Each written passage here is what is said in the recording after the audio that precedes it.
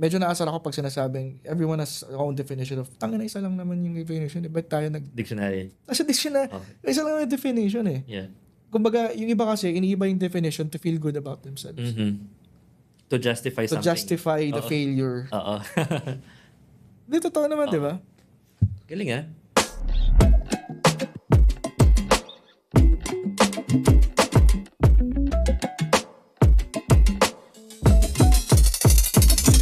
Hi everyone, today I have another special guest. It's very close to me and I'm excited to actually talk to him in this podcast episode kasi he's someone that I really look up to. He's a mentor that helped me a lot with regards to where I am right now. And I'm excited to actually share his stories beyond the hustle. Without further ado, I would want to introduce our special guest for today. So let me call on Bro John Pagulayan in the house. Yan, nice. Thanks for having me, man. It's sobrang bihira akong mag-travel to from... I know. Sobrang honored ako, bro. John Pagulayan.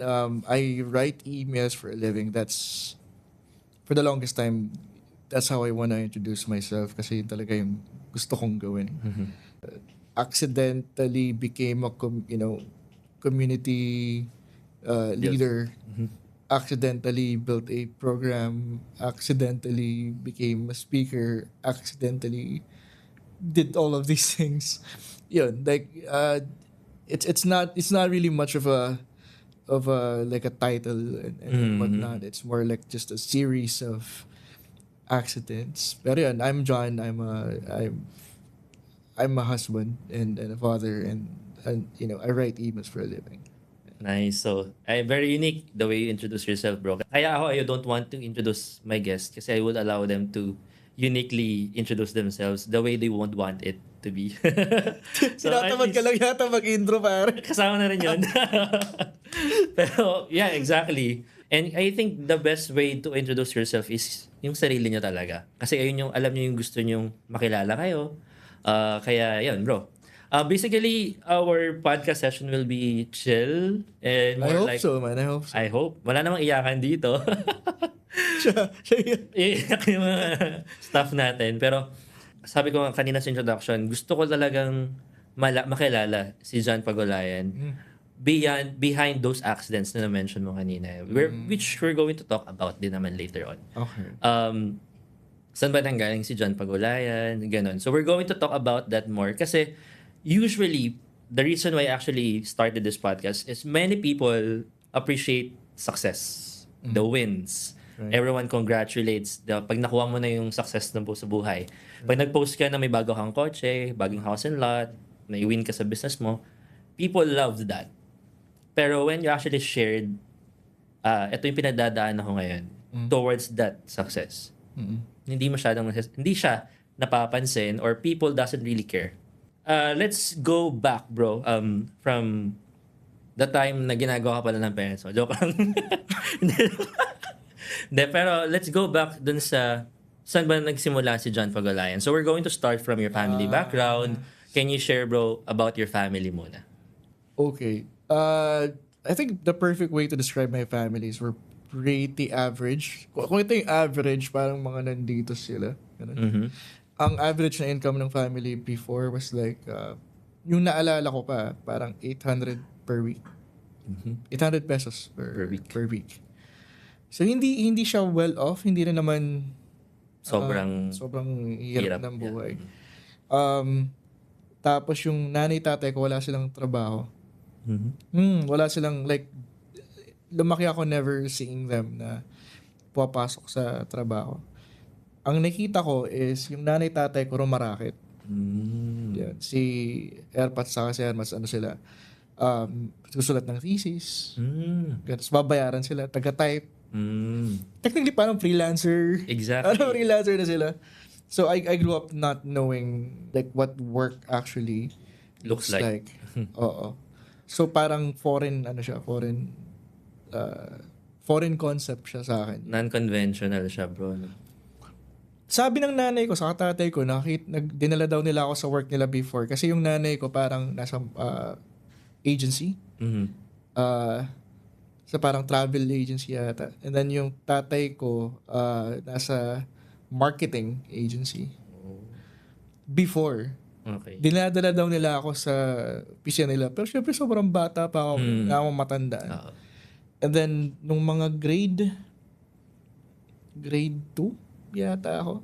Kasi nakikout ako ng grade 1. Pumunta kami sa, like lumipat kami ng Bicol. Okay. So, yung syempre yung mga panahon na may muwang ka na, 'di ba, grade 1, grade.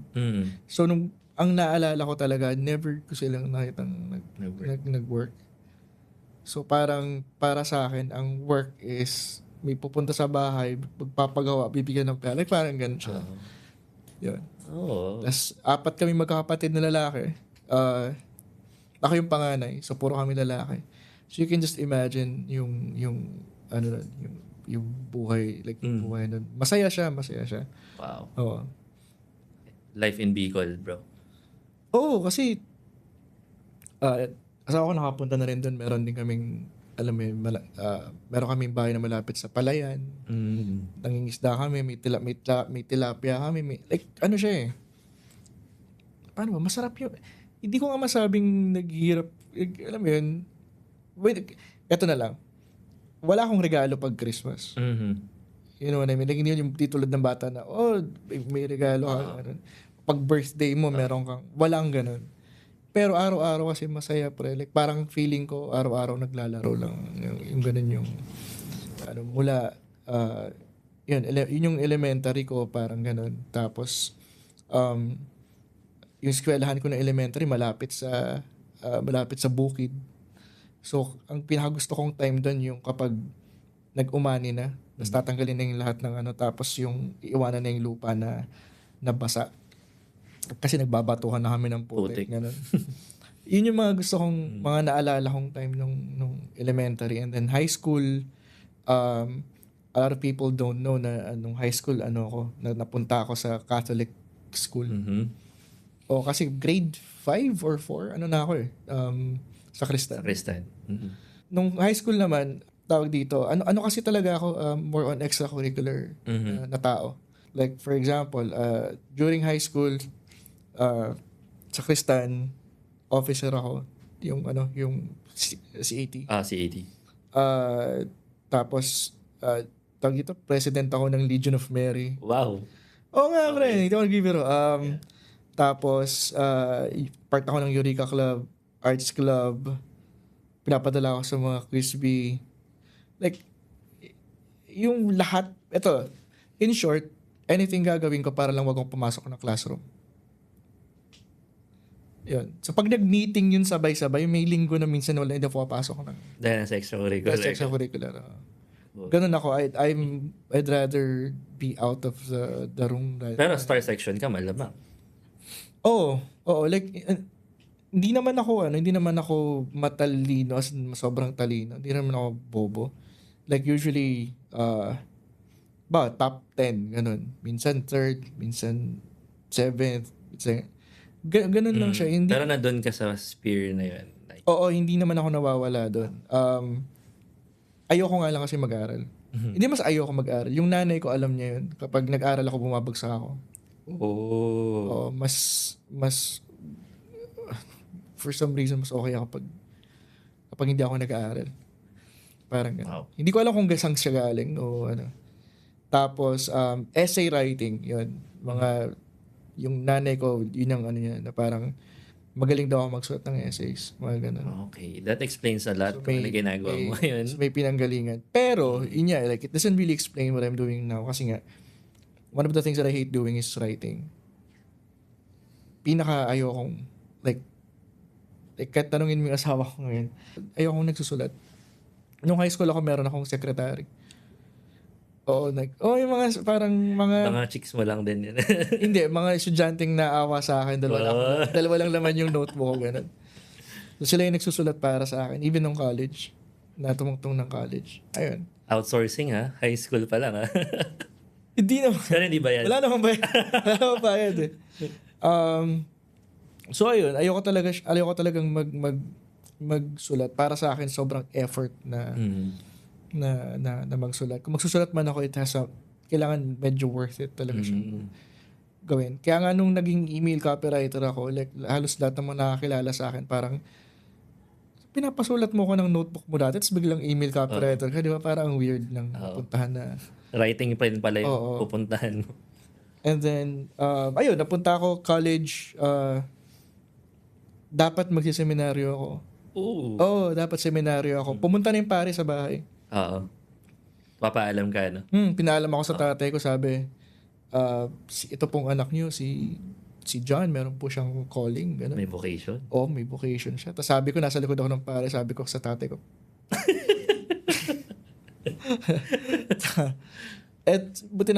Buti naman ng time na yun, pumasa na ako sa Diliman, Okay. sa UP. So, parang ang choice ko either magseminaryo or Diliman. Gusto ko lang naman magseminaryo kasi covered lahat eh. Oo, yes. Oo. Yun. Ayun pala, kaya pala sila pumunta sa bahay kasi nagpa-exam sa school, di ba? Catholic school. Nagpa-exam. So ako yung parang first dun sa exam. Siyempre, binudol ko sila ng mga sagot ko dun, di ba? Pabida. No? Religious. Banal-banalan. Banal-banalan. Ganun. And then, but seriously, like, ayun. So nakita nila, doon nila nasabi na parang, may ano ka, may calling ka. Ayun, so punta sila sa bahay. Siyempre, ayoko, di naman sa ayoko mag-ano. Gusto ko lang naman, kung hindi ako papasa sa Diliman na mura yung tuition, di mag-seminaryo na ako, ganun din naman, Yeah. di ba? So, ayun, napunta ako sa Diliman. Hindi ako graduate kasi parang first year lang yata ako doon. First year. Second year, wala na ako. Anong course mo doon? Materials engineering. So, ano siya, nung time na materials engineering ako, ano siya, yung UP pa lang ang nag-offer ng materials engineering. Actually, very bago nga sa Mandinig. Parang kami pa lang yung second batch actually sa buong Pilipinas. Tapos kaya siya materials engineering kasi ano siya, pinaghalong chem-eng saka civil. Okay. So, nung tinanong ko yung teacher ko noon, yung prof namin, ano trabaho ko pag natapos ko to? Tagagawa ng Tupperware. Oo nga. Parang ganun, ano mo yung structural design ng mga containers, ganun. So, kaya siya civil and chem-eng na pinagsabay. So, 5.5 years yan. Hindi ko natapos. So, ayun. Nice. Okay, so... Haba, no? Ganda, pero solid, no? I mean, you were able to actually summarize it in a good way. Naman. Hopefully, man. Hopefully. Yeah. So, let's proceed, bro. Siyempre, natapos ko na yung high school, college, tapos family background. Right now, I'm actually curious, no? Especially, siguro yung mga viewers din natin, curious din, no? Paano ba, meron ka bang pinagdaanan, like, in one point of your life, or within those timeline mo, na nag-push sa'yo to actually work hard? Like, Work hard. really hustle, na wala kang choice kundi mag-hustle. My wife knows this like ever since bata kasi pares kami hindi nakapagtapos. Okay. So since ganun nga yung nangyari, ever since bata pa kami, ang alam lang namin work hard. Kasi wala kaming kakainin pa. Okay. So ganun yung level ng ng need. Like kapag may need, isipin mo pag wala kang kakainin kinabukasan, wala ka namang choice eh. Like kumbaga, mas nagugulat pa nga ako pag hindi ako nagwo-work hard kasi yun yung nakasanayan na... Ano yung mga ginagawa na yun, bro? Usually, kung, di ba, mention mo na parang nasa mindset mo na yung work hard since you're young. Kasi nakikita mo na siya sa parents mo. Pero, natry mo na rin ba parang somewhat mag-hustle nung nag-aaral ka pa? Like, nagbebenta ka na ba ng mga... Ay, oo, syempre. Ang pinakamalaking pinagkakitaan ko nung elementary ako, dalawa yan. Yung una, yung tatay ko pupunta ng Maynila kasi nagpapaloto din siya. Ganun siya, raketero yung airpods ko. So loto, pupunta pa siya ng Maynila. Isipin mo, pupunta siya ng Maynila once a week. Galing Bicol. Para lang magpataya ng loto. So ang ginagawa niya, bumibili siya ng sticker, mga Street Fighter pa nun, yung mga sticker. So ang ginagawa ko, binebenta ko siya sa eskwelahan. Yun yung una kong So, napapabili ka sa papa mo para ibenta mo sa school? Tapos, mga sticker ganun, mga cards. Yung isang negosyo ko, di ko alam kung may kinig dito si Jerome. Kaklase ko siya nung elementary. Tapos, ang negosyo namin, bibili kami sa palengke ng ng yung mga may laruan na Oo, na yung pagka... chicheria. Oo, tapos uso pa nun yung chicherya na pag binuksan mo isang parte ng Power Ranger. Yun. So yung kulay. Oo, yan. Tapos kukumpletuhin mo. Oo. So bibili ka ng marami, di ba? Collectibles. So kukuha kami nun ng marami na ganun. Tapos ibebenta namin sa sa School. school. So ginagawa namin siya ng lunch. So kain kami ng mabilis. Alis kami punta ng palengke, bibili, tapos babalik kami ng lunch. Meron na kami. May pera na kami, parang ganun. So, yun yung elementary. Siguro makikinig siya kung sino man, kung sakali man. Tapos, nung high school, ang pinaka-paborito ko talaga, gustong-gusto ng nanay ko, hindi ba gustong, like, more like, ang sinasabi lagi ng nanay ko, ito yung anak ko, iniiwan yung hindi nagdadala ng baon pag uwi may sukli pa. Kasi ang baon ko doon, 20 pesos lang kada araw eh. Per day. So, nagugulat sila, nakakaipon ako ng 800, may ano ako doon. Wow. Tapos, ng pinanggagalingan nun, kasi number one, hindi ako gumagastos sa room. Kumbaga, pag break na, ang gagawin ko, kinokontrata ko yung mga kaklaseng bibili ng chichirya, di ba? Tiran mo ako. So, ang ending, pare, ang dami kong chichirya. Oh. Kaka 10% ko sa mga Tapos yung soft drinks, doon ako natutong uminom ng soft drinks na may halong Mountain Dew, Sprite, Royal. kasi isang bugkos lang eh. So never ako nagugutom. Tapos tropa pa yung yung nasa canteen. Tapos 'di ba si AT officer din ako. So no third year na ako, pag pumupunta ako doon, nagbabantay lang ako. Tapos pagkatapos bibigyan nila ako ng noodles na libre. So sobrang busog ko na nga, pre. Ako na ngayon namimigay ng ibang tira, pre. Ganun yung level. Like a boss. Oo, ang sarap lang ng buhay, pre, na ganun. Tapos ang pinakakitaan ko talaga nun, mag-lettering. So magaling ako mag-lettering, especially nung high school. Typography. Oo, parang mga ganun. So, di ba, mga project, ganun. Magpapa-lettering, 5 piso yun kada folder. Oh. Ayan. Pero ang pinakamalaking kita talaga, sana hindi naririnig ng teacher ko to. Pinakamalaking kita talaga yung photocopy, pre. Oo. Uso yan nun, May photocopying, so maniningil ako lang. Kasi, di ba, yung mga bata kasi may mga ego na, di ba? Like, ayaw nilang nauutusan. Pag inuutusan, parang feeling nila, utusan ka, ganun. Ako pare, gustong-gusto ko yung ganun. Gusto ko yung, sinong gusto? Ako na. Tapos parang, nautusan na naman. Alam, feeling nila lugi ako, pero hindi nila alam, pare. At the back of my head, nangingiti na ako. Tapos sabi ko, pucha, tiba-tiba na naman ako ito. So maniningil lang ako ng may konting sobra dun sa papa-photocopy. Pero dahil marami sila, minsan 200 isang... Grabe. Bata pa ako nun, pre. As a high school student. Oo, di ba? Ang hirap kunin nun. So, kung racket lang din ang pag-uusapan, marami talaga. Yes. Ang problema nga lang kasi, nung napunta na ako ng college, nung medyo matanda na ako, alam yung wala kang pangarap sa buhay. Hindi naman dahil sinira na ng buhay yung pangarap mo. Parang, ka lang, tawag dito, yung... Go with the flow, parang ganun. Hindi nga go with the flow. Na-accept mo lang na at this point ng buhay mo, ito lang yung pwede mong... Masyado kang naging realistic, parang ganun. So, hindi ko inisip ko nun, during that time, alam ko, mabibili ko bike lang, ganun. Never hindi ko nga naisip na abot, makakasasahod ako ng 20K, ganun. Parang na-expect ko na 8K ako per month, may bike ako, pwedeng may motor, pero never so yung lahat ng ginagawa ko, para lang magkaroon ng ganong lifestyle, never nag-expect na. More than that. Oo, walang ganon. Yeah. So, nice. So, saan kaya nagsimula? When was the time that things changed for your life? Kasi parang na-mention mo, you're on that part na parang wala ka namang more than you, or wala ka namang bagay na you're looking up na magawa sa buhay mo. So, saan nagsimula yun na parang nung nagkaanak, pilitan ka magbago? Yan. Nung nagkaanak siguro kami, doon na yung kasi nung nakilala ko ng asawa ko, paaso-aso lang naman ako. Wala naman akong gusto sa buhay. Parang, alam mo yung okay na sa akin na kumain ako ngayong araw, tapos yun na yan. Like, wala na akong mahihiling pa pag kumain na ako.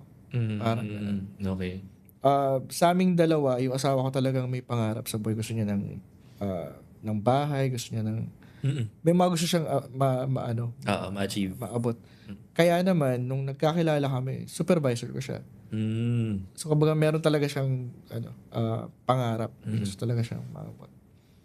Ayun, and then, nung naging kami na, syempre, mag-asawa na kayo, ma-adapt mo na yung mga pangarap niya sa buhay.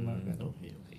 So, parang doon na ako medyo nagsimulang, hindi kailangan kong mag-call center kasi mas, alam mo yun, hindi na kami bubuhayan ng pa-chani-chaning mga racket. Balikan ko yung bro, kasi kanina na-mention mo, di ba, ng college, hindi mo natapos yung college mo. Hindi. Kasi knowing na, UP scholar ka ng bayan, so wala naman talaga masyadong dapat isipin sa babayarin. Marami pag-engineering. Pag-engineering. Bibili ka ng mga Stadler na... Sabagay. Mga miscellaneous. Hindi naman ako pwedeng makipagsabayan sa mga di ba, sa mga tao. Okay. So, ayun ba yung factor kung bakit hindi mo na tinuloy yung schooling mo? Hindi. Ano lang din talaga. Mas inuna ko lang yung trabaho. So, nagtatrabaho ka nung college? Nag-working student ka nun? Nauna na yung... Alam mo yung pag kumikita ka na ng pera, tinatamad ka na mag-aaral.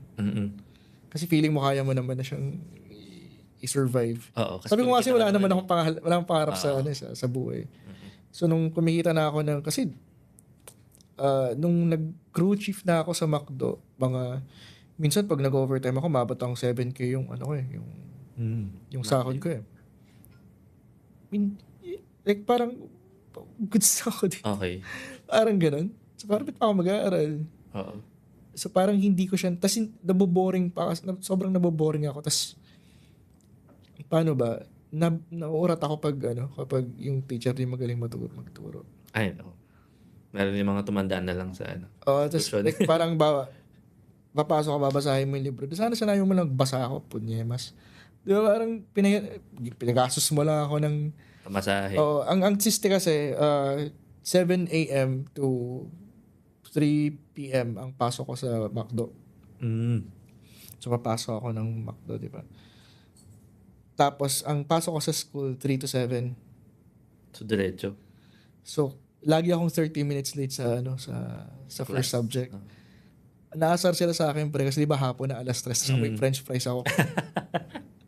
So fries. Gutom na na sila pero papasok ako may french fries. So yun yung naging parang routine na pasok ko ng alas 6 o 6:30 BBS mag-open ng store ganun. Tapos by diretso klase. Diretso sa klase. Ang tawag nga nila sa akin dati si gifted child ganun kasi nga hindi dahil matalino pre, gifted child kasi papasok ako, 'di ba? Tas exam pasok exam. Huli akong magte-take ng exam pero mauna ako matatapos. Hindi dahil matalino kasi inaantok na ako. Pero gusto ko na matulog. Tapos makikita nila umaalis kaagad ako. Parang, gifted child. Di ba? Uso dati yung ganun yun. Ganyan na sa akin. Di nila alam ba. Gusto ko lang matulog talaga. Ayun, yun yung naging buhay before, man. Okay. So, fast forward from that, nag-work ka din where you met si wife. Sa Bicol. Sa Bicol. Umuwi ka sa Bicol, basically. Hindi, nagtatrabaho ako sa Bicol sa isang restaurant, Graceland. Tapos, yung kaharap na store, yung parang RRJ Lee. RRJ. Nakita ko may opening sila. Tapos sabi ko, mahirap dito sa restaurant, di ba? Gusto ko, parang feeling ko patayo-tayo ka lang dun sa, di ba, pakit ka lang, ganun. Offer. Nakaganda pa ng suot mo, di ba? So, nag-apply ako doon. Fully knowing or expecting na doon ako ma-assign sa store na yun, sa harap lang. Ang si Stefro, natanggap ako doon, pero dinistino ako sa Sorsogon. So, kaya kami nagkakilala sa Sorsogon. Tapos, stockman ako. Siya yung asawa ko yung supervisor. Store in charge pala. Ganun. Okay. So, doon na nag-start. Tapos naging nagkaroon kayo ng anak. Nung naging kami na, pinilit niya akong bumalik ulit sa sa eskwelahan. Yun. Tapos nagkaanak na, hindi ko na natuloy yung sa eskwelahan, trabaho na rin ulit ako. Doon ako napunta ng call center talaga. Oo. Kumbaga na feel ko na kung meron mang magbibigay sa akin ng chance, yun yung call center. Hindi dahil sa sahod, yung the fact na tumatanggap sila ng hindi graduate. Okay. Oo, usong-uso. Di ba wala silang ganun, wala silang discrimination ba? Kaya pilay ka, kirat, basta nakapag-English ka. Oo. Huwag ka lang pipe. Dahil, paano ka naman mag-call center? Di ba? Unless video call kayo. Video call kayo. Pero yun, Okay. so parang sabi ko, kung meron magbibigay sa akin ng chance, ito yun. Tapos, ayun naman, like for some reason, ang ganda naman nung balik sa akin ng call center. Kasi after almost 2 years, na-promote din kagad ako na trainer. So, ang bilis nung Ano to? Sa Bicol ka pa nila to, bro? Hindi, sa na to sa Maynila. Nag-Maynila ka? Kasi yung asawa ko, taga Antipolo talaga. Okay. Tapos ako galing din ako ng Antipolo na part din. Nataon lang na paras kaming na-destino sa Sorsogon. Doon kami nagkita. Tapos pag uwi namin, naalaman namin na magkalapit lang pala yung tirahan namin dito sa... Destiny. Okay, sige. So, nagbalik Manila kayo, sa Antips. So, Antips talaga. Sa Antips. Yung mga colloquial term na, di ba? So, nag-work ka call center. Yeah. Tapos, most of the time, doon ka na nag-work. Tama ba? Paano ba? Like, halo-halo kasi. Kasi nag-call center ako,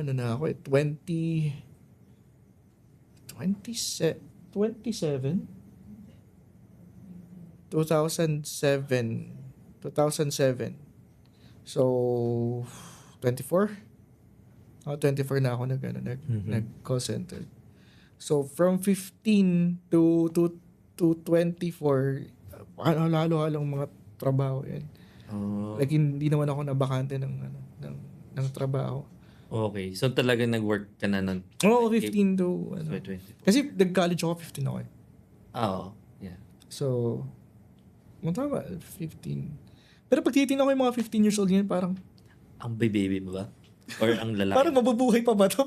Parang di sila mabubuhay ka. Like, Totoo. Parang noon, time na yun, 15 ka. Parang matanda kaya mo ka na eh. Parang ganun eh. Kasi pag sa probinsya kasi pag 21, tapos wala ka pang asawa, parang tatanda ka ng dalaga. Parang ganun. Ganon ka ganun. Ngayon, parang 30. Wala na eh. 30. Sobrang na rin eh. Okay.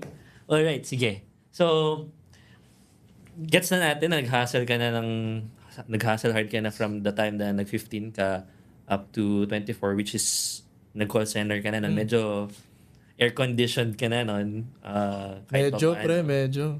Tapos medyo kahit pa paano, known din ang call center nun na good yung sahod, di ba? Actually, sahod ko lang ng 12. Oo. Nung ahente ako. Tapos na-promote akong trainer, ang nakalagay dun sa mga 30. 30, no? Ba? 30 yung sahod. So, yeah, medyo lumaki lang ng konti dun, but yun yung like, hindi mo siya ganun kalaki. Pero by that time, before, medyo malaki siya. No? Like, grabe naman before, parang kailan lang yung pre? 2007. Ay, tagal sa bagay, fairness. Dalawang dekada na rin, bro. 20 years na pala, holy fudge. Almost 2 years. Pero yeah, I did not expect na I'd earn that much. Hindi ko expect na mapopromote kasi pag sa call center pala, in order to get promoted, kailangan graduate ka ng 4-year course. Kailangan may qualifications. Nataon lang na parang they made an exemption nung... Diyan pagulayan na yun. Sa akin. By the way, may na-meet ako recently. No? Isa daw siya sa mga trainee mo. Nako, yan na. Ano sabi niya? Nag-join daw siya ng community event kasi nakita niya na kilala kita. Talaga? Tapos sabi niya, si Sir John to ito yung trainer ko nung nag-call center ako. Pero in fairness, pare, nakatuwa kasi they still remember may impact sa kanila. Dapat lang. Pinapagalitan mo ba sila? Sampaling gusto mo. Siguro naman halata naman sa itsura ko. I'm not really your usual trainer. Yeah. Diba? Not to be, or anything, but, diba usually pag trainer mo kang bakla, like, alam mo yun, yung parang maayos na, like, prim and proper, ganun. So, dun sa company namin, like, parang, iba yung approach ko when it comes to training. Parang ganun. So, unconventional basically. Medyo. Kaya nga nila ako tinanggap na trainer. Nung tinanong ko kung bakit ako. Ang sabi nila was, like, parang, we just noticed na parang you do things differently. You're like a breath of fresh air dito. Wow. Parang ganun. Sariwa, ganun. Oo, pero feeling ko dahil gwapo lang talaga. Yun. Joke lang. Actually, yun talaga yun. Hindi, Hindi mo masasabi. Paano ba? Kasi, di ko alam kung kwento ko, but there was a time na di ba mag-a-apply ka, di ba? To be a trainer. Tatlo na lang kaming natira. Okay. Dahil wala nga akong pakialam sa mga bagay-bagay, pre. So, parang ang sabi, practice teaching daw. Parang magtuturo, parang i-simulate yung. So, habang nagtuturo ako, maingay sila, pre. Pinagalitan ko sila, chong. Hindi naman pala kasama yun. Like, mga manager pala sila, pre. Pinagalitan mo yung mga manager? Parang sabi, ano yun? So, sabi nung isang manager, taray ng lolo mo. Ayun. But technically, yun yung point. Like, parang, it was different from what they... Tapos dahil hindi, di ba alam mo, hindi ako tech, di ba pre? So pinapadala kami ng PowerPoint. Pagdating dun press, hindi ko nabuksan kasi yung version niya hindi pala compatible dun sa... 2003 pa pala yung ginamit mo. 2007 na dapat. So, feeling ko dun ako natanggap kasi ang sinabi ko na lang, bigyan niyo ako ng pen, ng kaya kong iyan. So ginawa ko, nag-discuss ako pre sa whiteboard ng walang PowerPoint. So, yun yung... Flexible. Feeling ko doon talaga ako na nice. Kasi yung mga ganyang bagay, bro, it speaks to where you are right now eh. Yung mga ganong mini details in your life, maganda na share mo siya kasi we're going to move forward. Okay, nakapagtrabaho ka, natanggap ka, naging trainer ka. So, basically, nagkaroon ka ng career growth on call center. Medyo call center. Call center. Tapos medyo gumagaling na rin yung English ko ba? English. Pasama pa nga na English, bro. Kasi guys, mga nanonood nito, if you don't heard John speaking pa, iisipin mo talaga, like, pag nag-pure English siya, para siyang foreigner. Oh, wow. Yeah. Mahirap mag-Tagalog. Tagalog. But, iisipin mo ba naman pare, like nung trainer ako, bawal mag-Tagalog. Oo. So, nakapag-Tagalog lang ako pag break. So, mula umaga hanggang 8 hours, puro English lang yung ginagawa ko. And, yung sa sobrang, nung unang nag-English ako 8 hours, sumakit Panga ako. Kasi muscle yun eh. Oo nga. So, it's a muscle that you have to train. So, for the first week, grabe na kumakain ng maayos, pre. Oh. Kasi nga, pero nung nasanay naman parang you can now, like, basic na. Hindi naman basic, parang, kumbaga hindi mo na kailangan ng intonation, hindi mo na kailangan gumanon pre para magkaroon ng accent. Di ba, pansin mo kasi pag yung mga nag-English dito sa atin, since hindi sila sanay mag-English talaga, they have to, yung ino-open talaga. Ina-aspirate masyado yung words, no? Kailangan nilang i-enunciate. Yan, enunciate. But if you're used to it, like it's kind of easy to just say it when you've already built the muscle for it, right?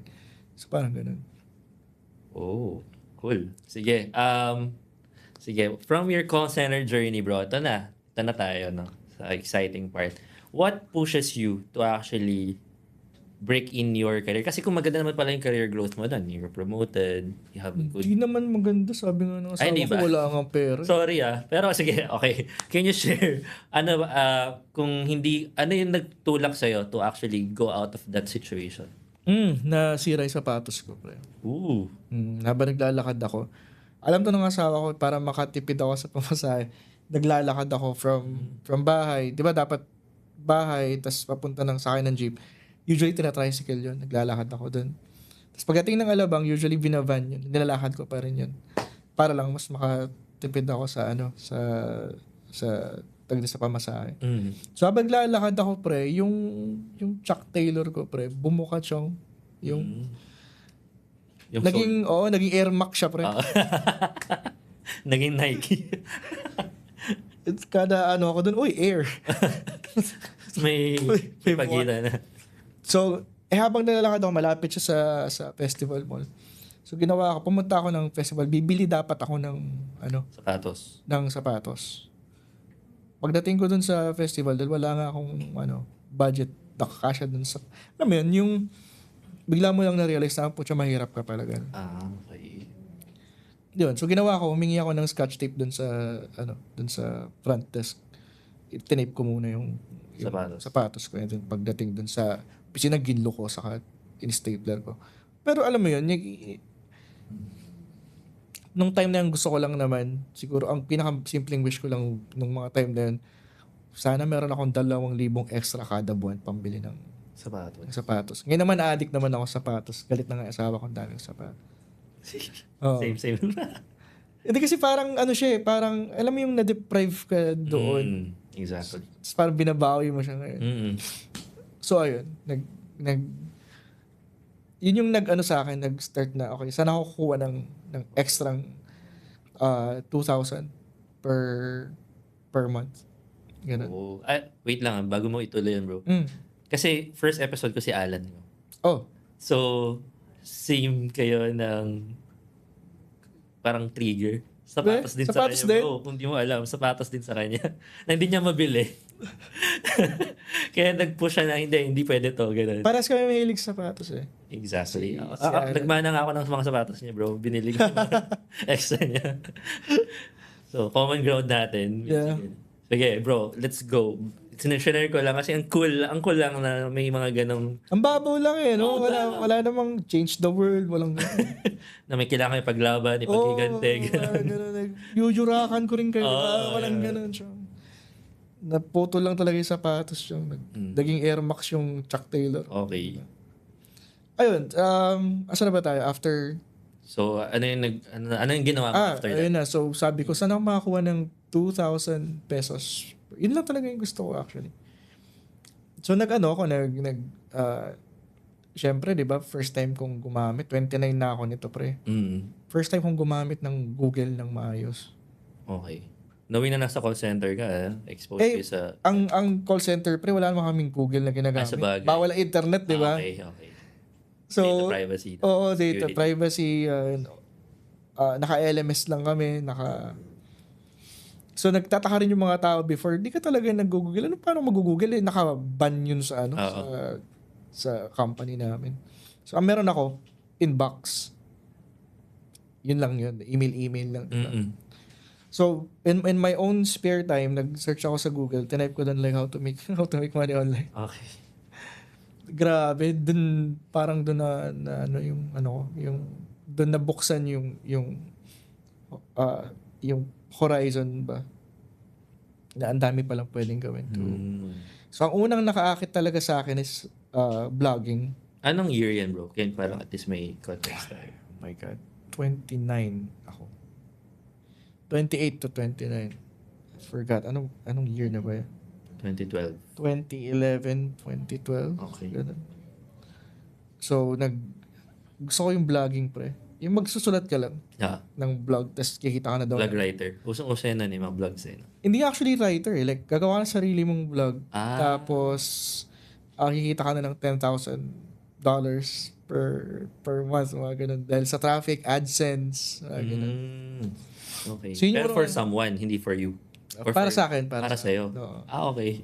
So, yun yung unang... unang... ka nung kalaki? Nung time na yun? Sabi nila. Okay. So, gumawa ako ng sarili kong vlog. Ang problema pare, wala namang expertise. You know what I mean? Like, di naman ako... Ano yung topic mo? Anong topic ko? Oo. Sabi ko, para mas madali, ito-topic ko na lang kung paano ko ginagawa tong vlog. Okay. So, hindi ko alam kung makikita nyo pa rin yun sa archive. To make your own vlog.com. Ganun. O, hanapin natin yan. To make your own vlog. Tapos, ginagawa ko lang doon. Ano yung ginawa ko, pre ba? Kumuha ko ng domain. Yun yung ginagawa kong article. Tapos, wala lang, nagsusulat na ako ng maraming article until, pero yun nga like, ang kinita ko yata, 35, 35 cents for the longest time. Okay. Like, sabi ko, holy fudge, di naman totoo yung, yung $10,000. $10,000. Parang, estrero yun ah. Oo nga. Ayun. And then, buti na lang, someone saw the vlog. And then, parang, siguro binabasa niya in the way I write. Sabi niya, John, a huge fan ng vlog mo. Siguro 3 lang yata sila nagbabasa ng vlog pre. Meron pa nung Google, I forgot, yung parang Facebook ng Google before. Google Socials ba yun? Basta meron siyang ganun. Doon ko sinishare yung vlog ko, pre. Okay. Nakita niya, she was able to read the blog. Sabi niya, John, huge fan nung ng vlog mo. I like the way you write. And I think you'd be the perfect guy to write emails for us. Hindi ko naman alam yung email marketing para wala naman akong Foreigner ba to? foreigner. Si Christian, apelido yata niya. Creto.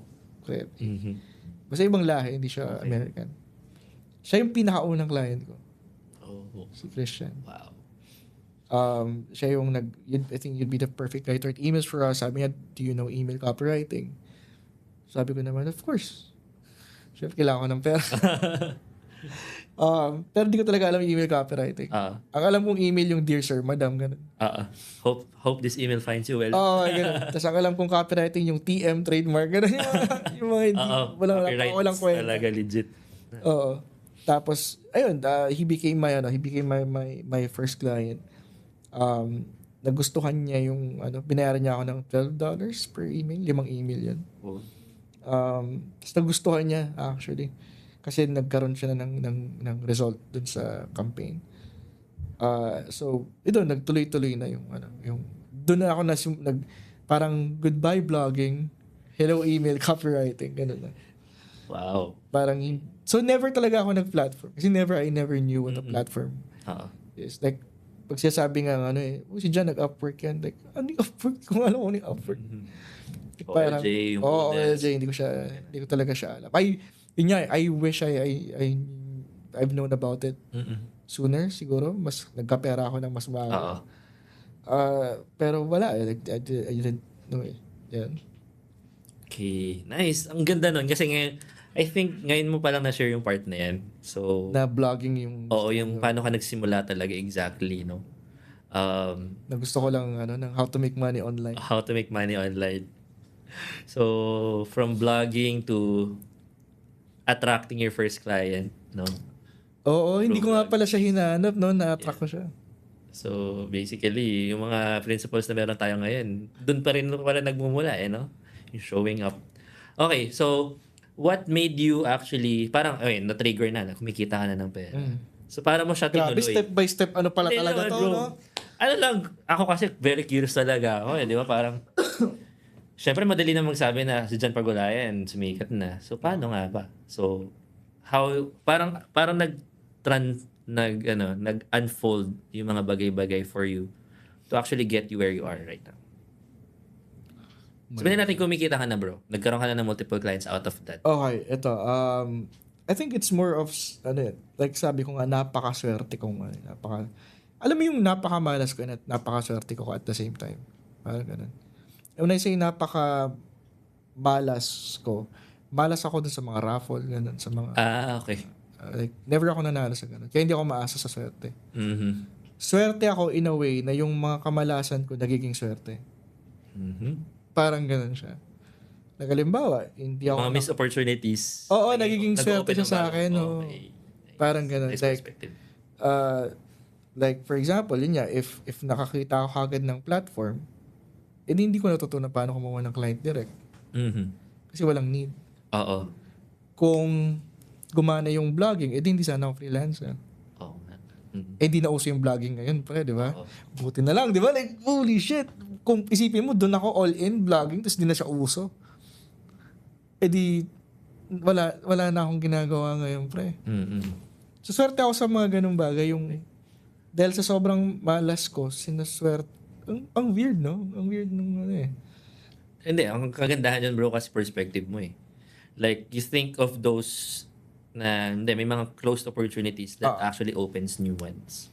Yeah, kaya nga ngayon hindi na ako nag-interpret eh. Like, pag may masamang nangyari, it's neither good nor bad. Like, feeling ko later on, it can either be good or bad pa rin naman. Like, depende lang sa ano ko eh. So, ayun, more on serendipity kasi in a way na, paano ba? So, medyo sikat na kasi ako in a way sa ibang bansa. Mga 2014. Ganun. So, mas sikat ako sa ibang bansa kaysa dito sa Pinas. So, may mga nagsasabi na parang, John is a legend when it comes to email copy, ganyan-ganyan. Tapos, I was working with this guy, si Ryan Levesque. Siya yung nagpauso ng ask method, survey funnel, quiz funnel, mga ganun.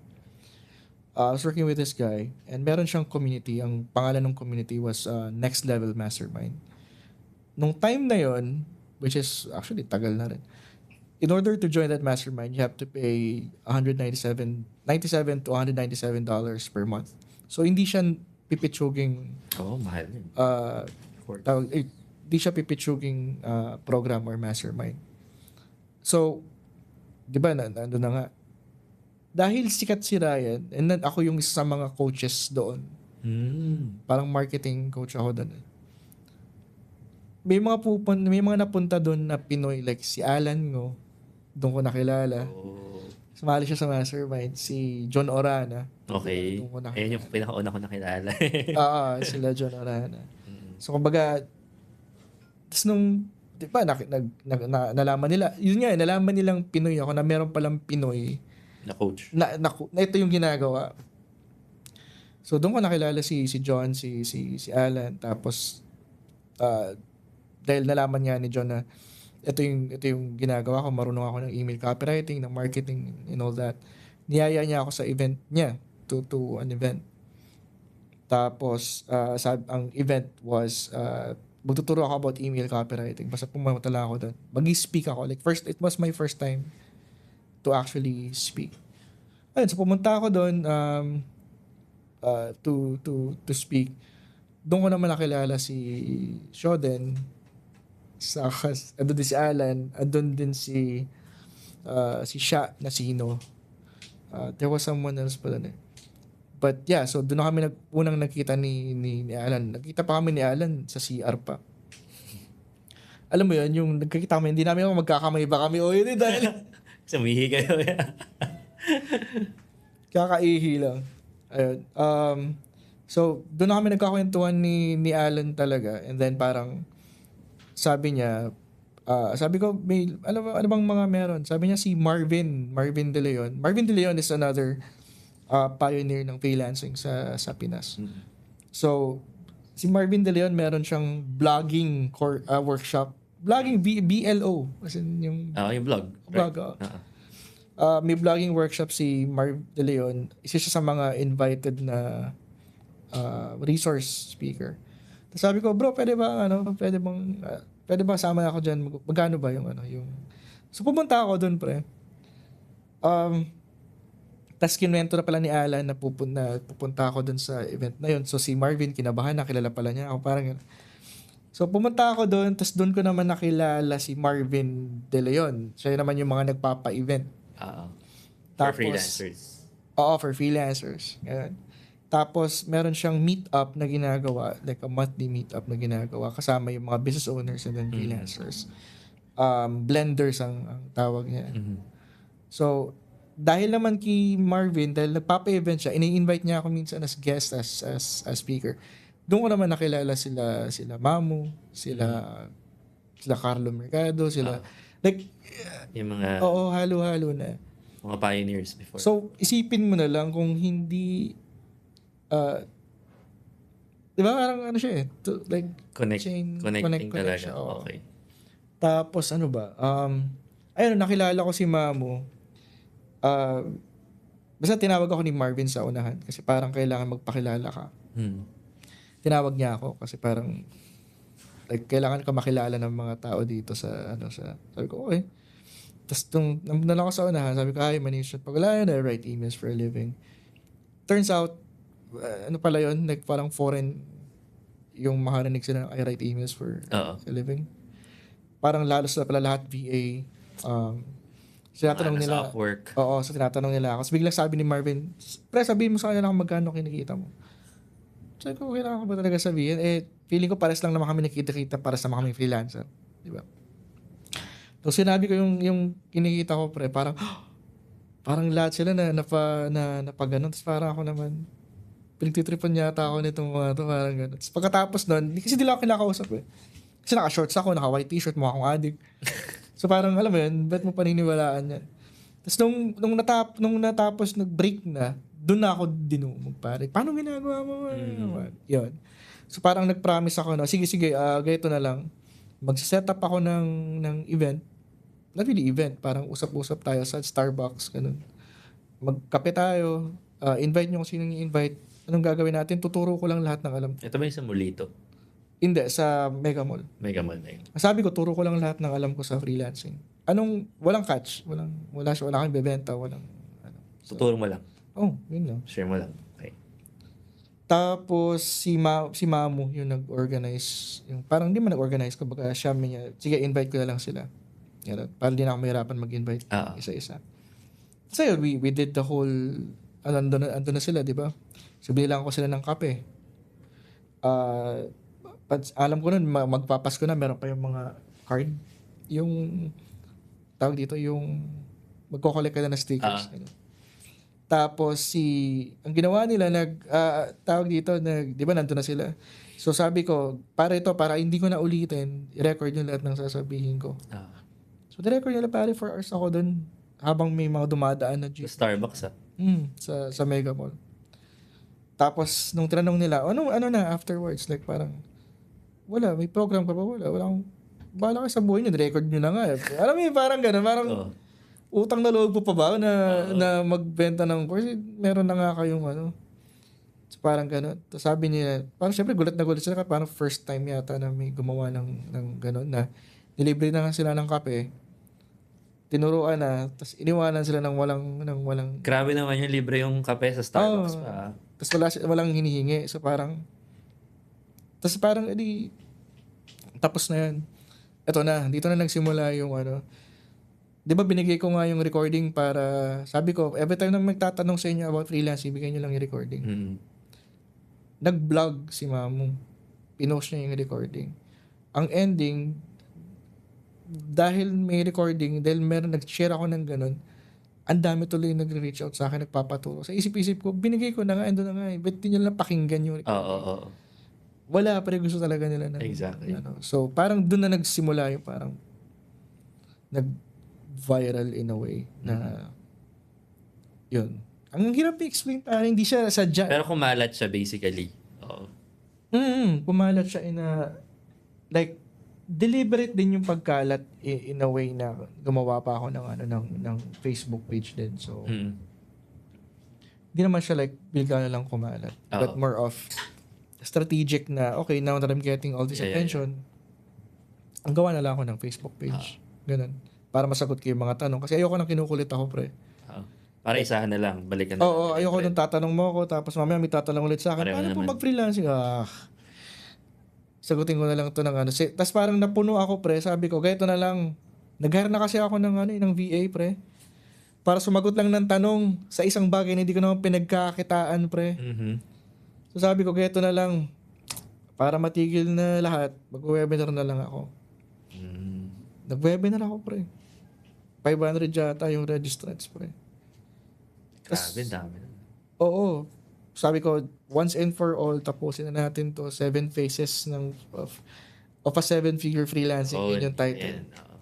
Ganun ulit, pre. Nagtataka sila sa huli, walang pitch, walang binebenta, parang, anong binebenta? Wala nga po, umalis na kayo dito, di ba? Like, parang ganun.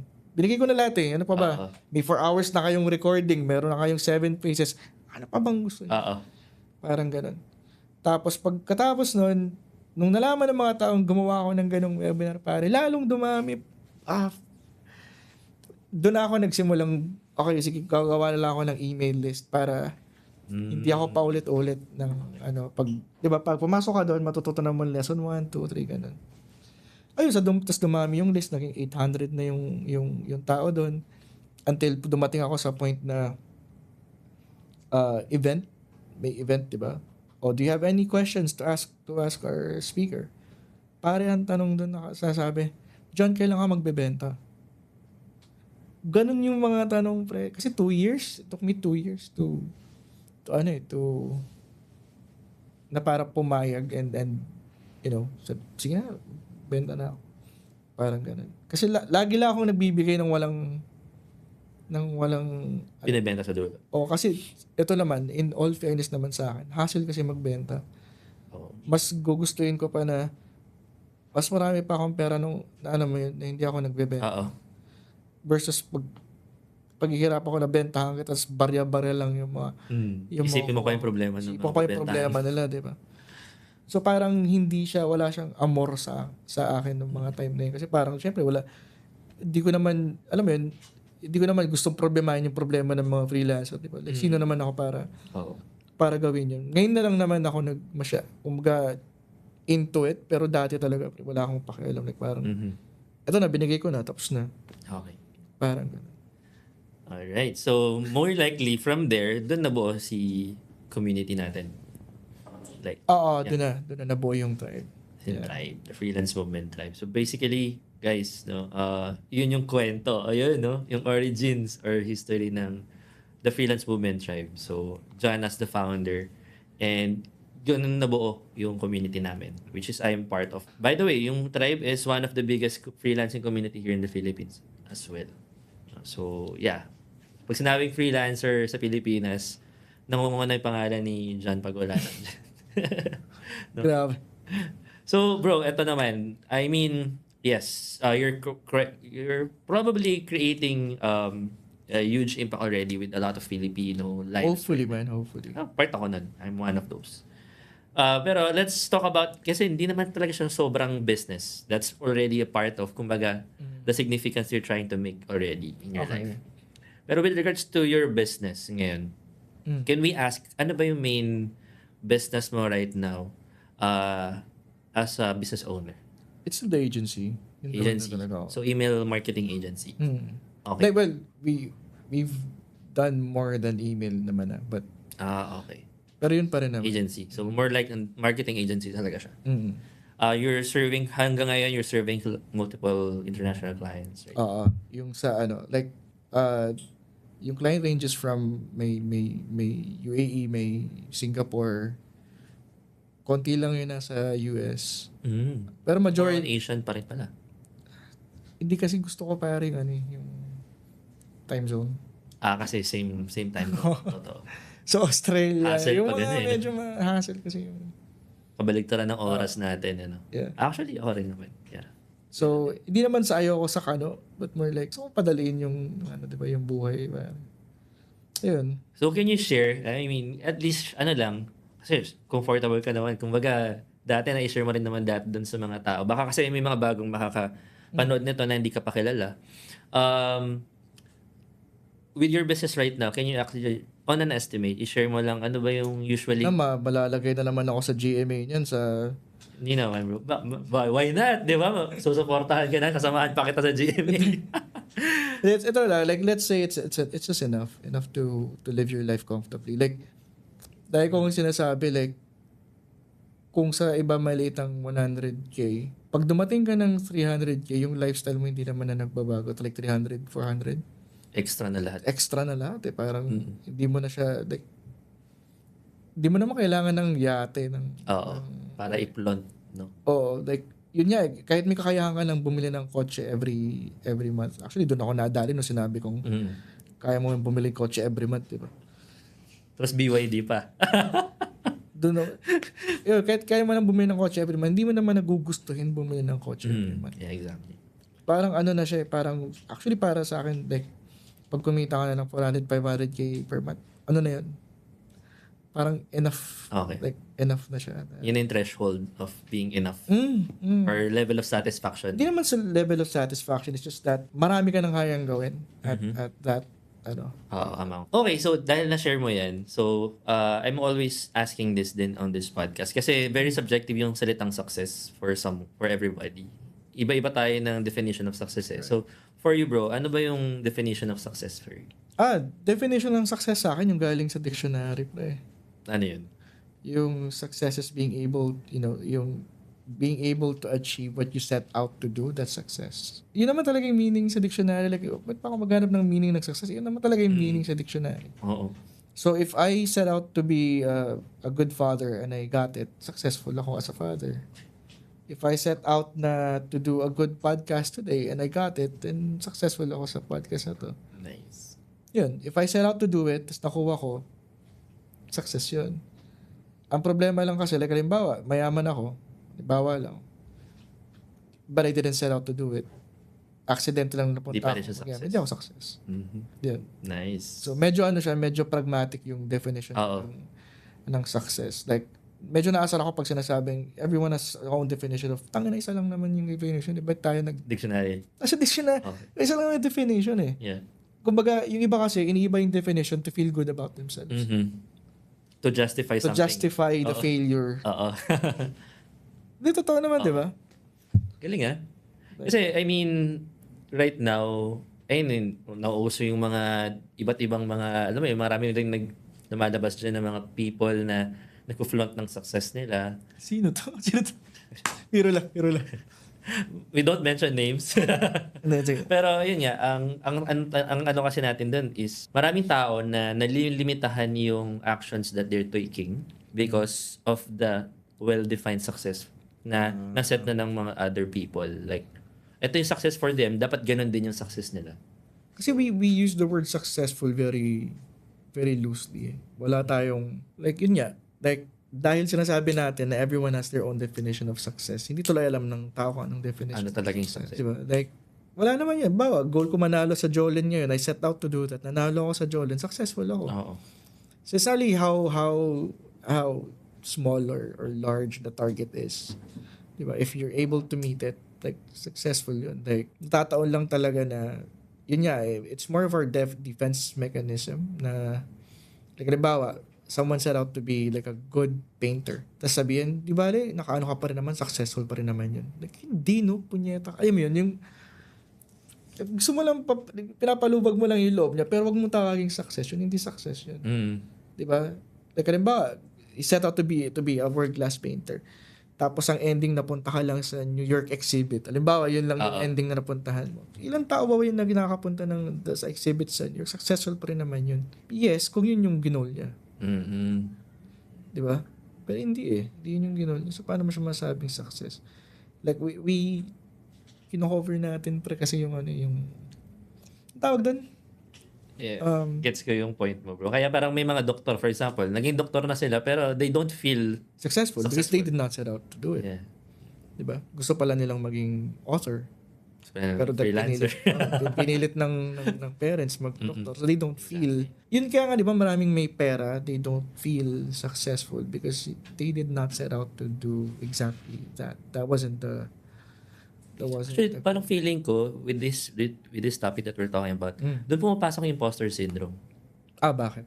Kasi, like, if you're not actually doing the things that you're set up to, which is success, no matter what achievements you actually had, parang it feels not enough.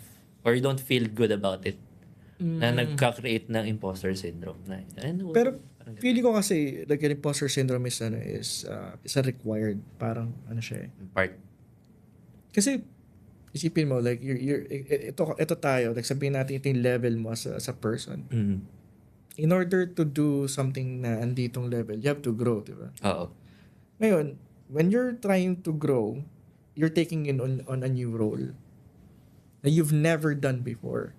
Di ba that's the very definition of feeling like an imposter? So, every time you take on a new role, you feel like an imposter, and then until you fit the role na, and you feel until it becomes you. It becomes you, okay ka na. And then you take on a new role hanggang, di ba, hanggat di mo na abot to, like, you just keep on being an imposter. The only time, matatawa ka, the only time you don't feel like an imposter is when you're no longer growing. Like, Uy, ang gandang perspective nito. Pag hindi mo na-feel na parang, holy shit, hindi ko kaya to. Pansinin mo, stagnant na yung ano mo yung... O kasi parang wala ka ng room for growth. Yeah. Oo.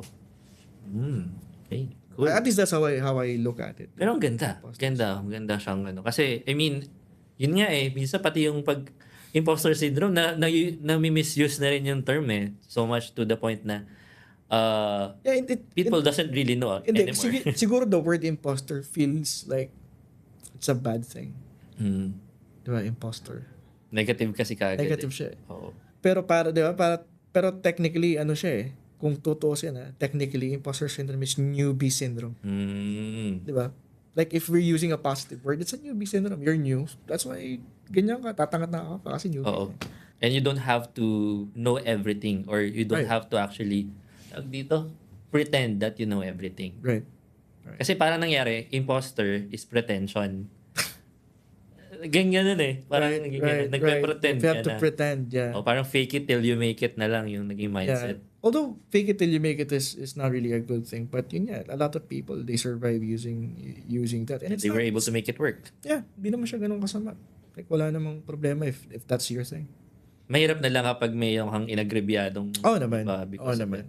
Pero hindi, okay lang na mag-fake it if till you make it. If you're not yun nga, yung may nargabyado or you're lying to totoo.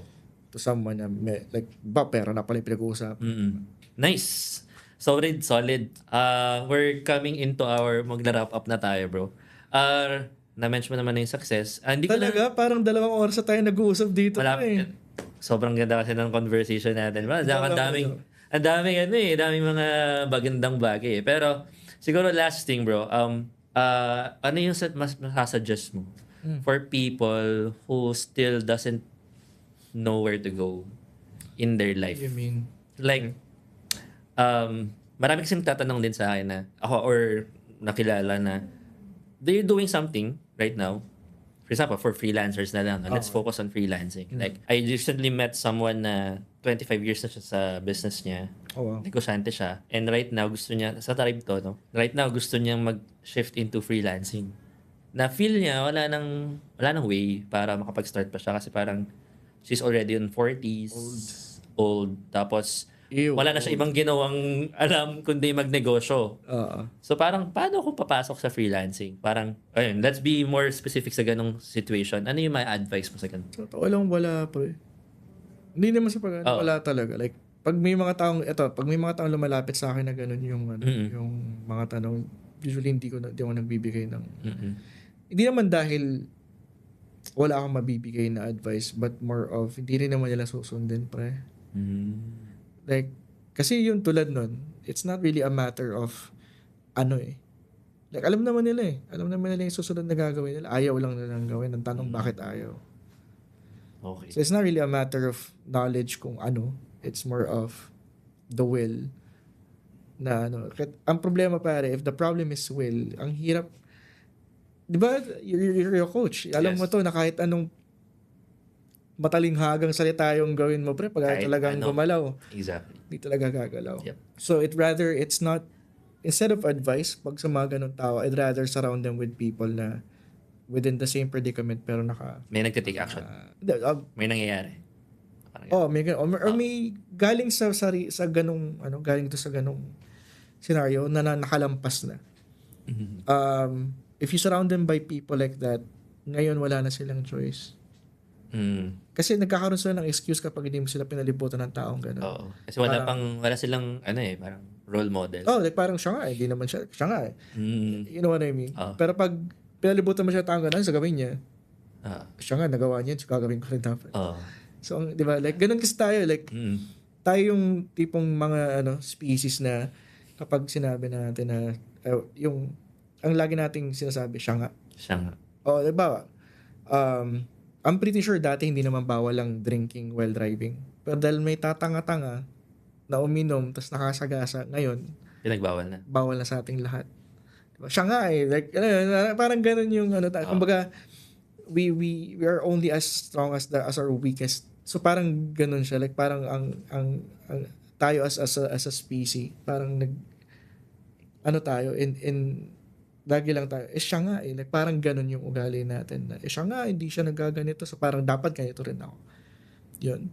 So, ganun tayo. Ganun tayong mga nilalang. And, I just feel na, kaya nagwo-work talaga yung sasabi nila na networking, surround yourself with. Kasi, hindi mo siya like, kahit gawin mo siya, it's now a positive. Diba? Kasi pag nakita ba, napapaliburan ka ng puro, puro addict. Ganun. Siya nga, ginagawa niya, so gagawin ko rin to. So, negative yun. Na-normalize. Oo. Like, okay lang ma-normalize kung positive nakapalibot. Siya nga, nag-reach out. Di ba, reach out din ako? So, yun siya, ganun tayo. But, kaya pag iniba mo yung environment, ang bilis ng effect. Kaya mahalaga talaga yung community. Sobra. Very. Ang hirap nga lang, not really humanap. Paano ba? How can I explain it? Madaling humanap ng community, mahirap yung align. Oo, na tipong community na feel mo para sa'yo. Diba? Yung you feel belong. Yan. Right. Exactly. Sometimes the values are, di ba may mga community, ang laki, parang, wow, ang ganda. Pag nung nalaman mo yung values nila, parang sige, kayo na lang. Ganun. Tapos kala mo sikat yung coach, tapos ganun pala si coach. Ano mga pinagsasabi? Didili na. Hindi, pero ito, one of the my, not really pet peeves, but like kung sinasabi, like, never, like ako, di ako nagpapatawag ng coach ever. And it's not because ayoko magpatawag ng coach. It's just that para sa akin, pag coach ka, you have a very, unique set of skills. And wala ako nun. yun yung reason kung bakit ako nagpapatawag ng coach. Because wala ako nun. Kasi pag coach ka, you're more likely na you let people discover the answer based sa questions mo. Diba? Exactly. Yun yung goal. Wala akong pasensya sa ganun, pre. So hindi, kumbaga, malayo ako to what a coach should be. Kaya wala na, nabanggit ko lang kasi nabanggit mo yung word na coach. Yes. Yeah. Alright, bro. Let's wrap up. Actually, sobra-sobra na yung values na pag-usapan natin dito. Grabe, sinimulan mo talaga sa step 1, pare. Step by step tayo dito, bro. Siyempre, lulubos mo kasi ganun. Dito ka na eh. Last question na lang, bro. Okay. Mag-describe ka ng isa sa mga tattoo mo at ba't yun? Di lang isa sa tattoo, like itong buong braso. Okay. Kaya siya ganyan kasi gusto ko pagtanda ko when I look into it, maalala ko yung mga memories ng mga lugar na pinuntahan ko. Oh. Yun siya. Kumbaga, imbis na ref magnet, ito yung katawan mo yun. Sa katawan ko yung nilagay. So, halimbawa, ito, Gundam sa Japan, ito sa San Francisco, ito Texas, ito Thailand, ito Boracay. Grabe. Yun? International pala. So when I look, like ito Guam, ito Hong Kong Disneyland, ito yung Mickey mo. Mickey. Ito, saan yata ba? Cambodia. So parang yun, like when I just want to make sure na, not really make sure, but I mean, yung masaya lang. You get to remember those. Kaganyan lang ako, naalala ko eh. Like, you know what I mean? Nang without looking sa ref magnet. Di ba? Ayun, tapos every time na may pupuntahan kaming bagong lugar, nagpapatato ako. So, disclaimer lang sa mga nanonood, hindi po siya ex-convict. Na tinataw niya habang naghihintay siya lumabas. Yeah, sana. Pero, ito, Butanding. So, Slob. Cebu. Ito, Sile sa Bicol. Yeah. Ang galing. Nice. Actually, ako, first time ko malaman yun. Alam ko lang tatuan ka, pero kaya ako, tinanong ko din siya right now. Alright, bro. Thank you so much for joining me. And alam kong super busy mo, pero you were able to actually come here. Sobrang honored ako. I mean, I hope this podcast also goes a long way para maka-inspire din ng more people, lalo na yung mga gusto mag-freelancer. Sana pre, sana. I really do hope na na pinagkwento mo kasi ako ng life story ko. Sana may matutunan sila sa life story ko, pre. Yeah.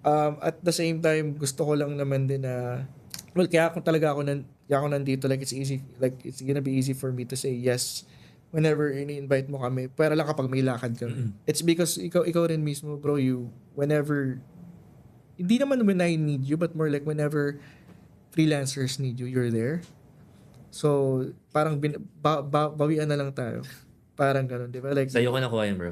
ginagawa mo yung para sa kanila, so pag ikaw may kailangan ka, bawi din ako sa'yo, parang ganun. So, yun lang naman sa akin, like, ilan lang din naman nakapag-invite sa akin ng ganito eh. I So, know. Solid. meron yung mga ilang buwan na, pag nakita nila to, sabihin na naman nila, ano ba naman yun, sabi mo sa akin. My favorite yun siya. But yeah, like really appreciate na you invited me here and appreciate what you're doing sa sa community. Especially yung binubuo niya yung ano. Page Business Network. Hopefully may something kayo. Hopefully. Based nga sa mga stories mo kanina, sabi ko, nakikita ko rin yung patterns. Sabi ko, sige, I'll take that as a validation of the things that I'm doing. Pwede, malay mo. Sa story mo, bro. Thank you. Kaya, sobrang na-amaze ako sa story mo.